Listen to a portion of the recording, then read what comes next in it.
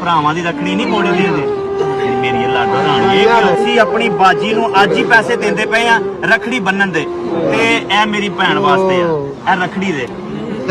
ਇਹ ਮੇਰੀ ਭਰਾਵਾਂ ਦੀ ਰੱਖੜੀ ਨਹੀਂ ਮੋੜੀ ਦਿੰਦੇ ਮੇਰੀ ਲਾਡੋ ਰਾਣੀ।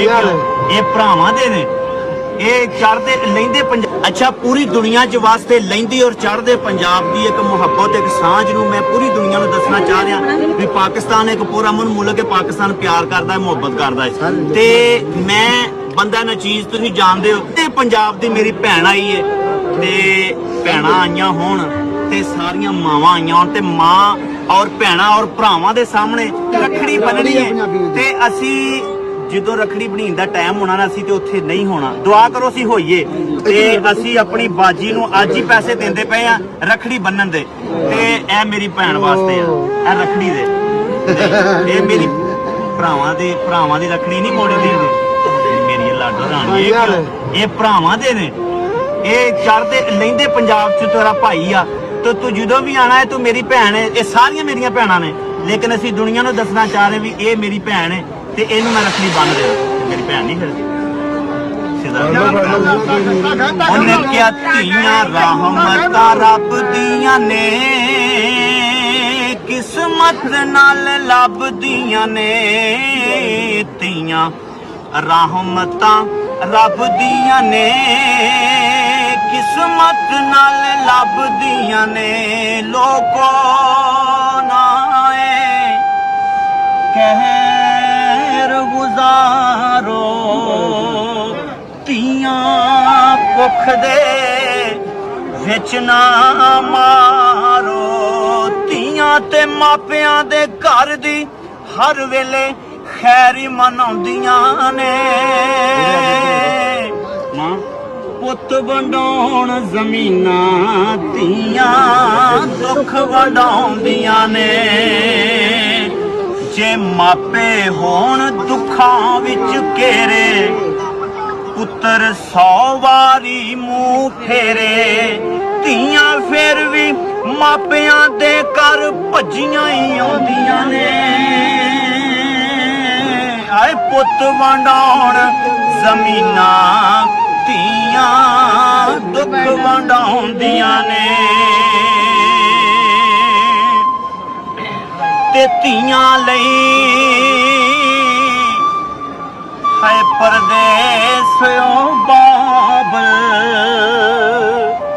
ਤੇ ਪੁੱਤਰਾਂ ਲਈ ਜਗੀਰਾਂ ਦੁੱਖ ਸੁੱਖ ਸਹਿਣਾ। ਵੇ ਮੂੰਹੋਂ ਕੁਝ ਨਾ ਕਹਿਣਾ, ਇਹ ਧੀਆਂ ਦੀਆਂ ਤਕਦੀਰਾਂ ਤੇ ਪੁੱਤਰਾਂ ਨਾਲੋਂ। ਇਨ੍ਹਾਂ ਧੀਆਂ ਦੇ ਦੁੱਖ ਮਾਂ ਹੁੰਦੇ ਹੀ ਮਾਪਿਆਂ, ਤਾਈ ਪੁੱਤਰ ਲਾ